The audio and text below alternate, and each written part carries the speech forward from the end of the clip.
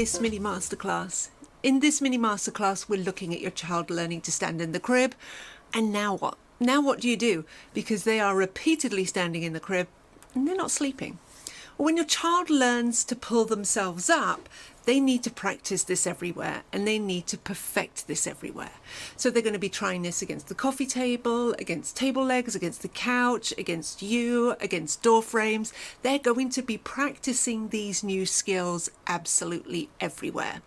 And they're going to be doing this all the time. They're perfecting the skill. So they're going to practice lots and lots and lots. And if your child has recently learned to pull themselves up, or they're practicing, they're working on this brand new skill, you may find that sleep seems to be a thing of the past. That if your child was getting themselves down to sleep at the beginning of the night, they're now not doing that. They're pulling themselves up to standing. And your child during the night is not just happily getting themselves back to sleep. Again, they're pulling themselves up to standing. Now, this may not sound so challenging if your child is learning this new skill, but you have to remember, when they learn this skill, they have not perfected the skill of getting themselves back down. So your night may look a little bit like this. You will either wake up to your child who is upset because they are stood in the crib. They're going to call for you, you are going to go in and you will lay them back down because they're stood. You may be able to leave, or they may instantly roll themselves back over and get themselves to standing again. And then you're going to need to help them lay down, and they're going to do the exact same thing. They're going to roll over very, very quickly, and they are going to get to standing again. Repeat, repeat, repeat. Now you can see where this is a little bit more problematic. As I say, your child is learning the skill to get themselves to standing. And then another skill that they do need to learn is getting themselves back down.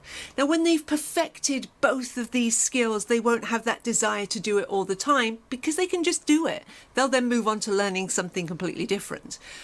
But this is going to be a little bit problematic during your nighttime and even during your naps. And it's a really frustrating time for everybody.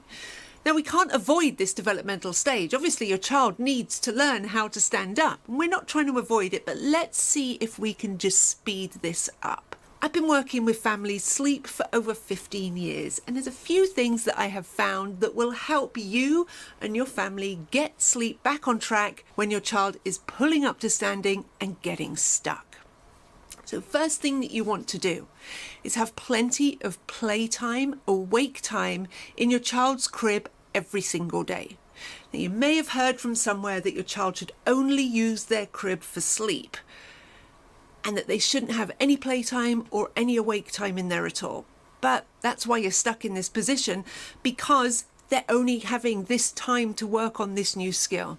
Now, I firmly believe that every child should have some awake playtime in their bed, which isn't associated with sleep. So not after they're just hanging out after they wake up, but a separate time of going into their bed each day, just so that they can work on any new skills that they're learning and perfect those in their bed during a far more socially acceptable time.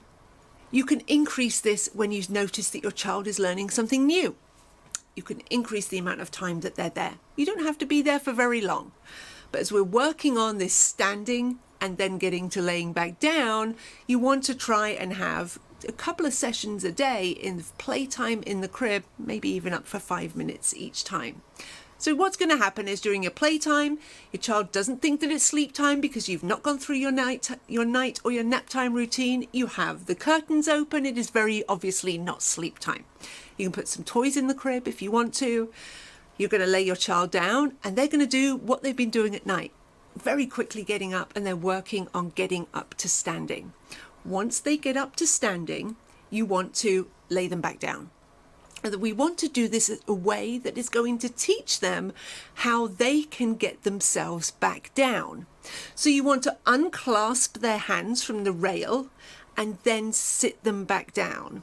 Now, this is possible if they are not doing that going rigid. You know, when they go rigid and they don't bend in the middle. Well, if that happens, then you can just lay your child down. But otherwise, if they are bending in the middle, you can sit them back down, you can turn them around, and then you can lay them back down.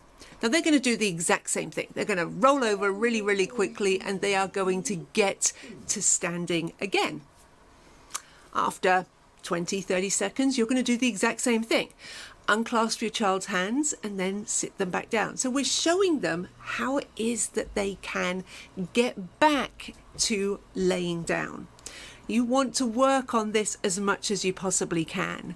So they are working on getting themselves up and perfecting this skill, and you are helping them learn how to get themselves back down. We are working on these skills at a far more socially acceptable time. If your child only gets to work on it at 3 a.m. or at bedtime, that's when they're going to work on these skills. So let's just do this during the day. Much more socially acceptable time, much easier for you and much easier for your child, and is a lot less frustration as well for your family. Now, until your child has perfected this, you may find that they are continuing to do this during the night. Fortunately, I don't have a fix for that. It is going to involve you going in and laying your child back down, and then they're going to do the same and laying your child back down. It won't last forever. As I say, once they have perfected these skills, they're not going to have that desire to do it all the time. And then sleep should get back on track. But as your child is learning these new skills, it is an incredibly frustrating time for all. Good luck, and I hope that your sleep gets back on track as quickly as possible.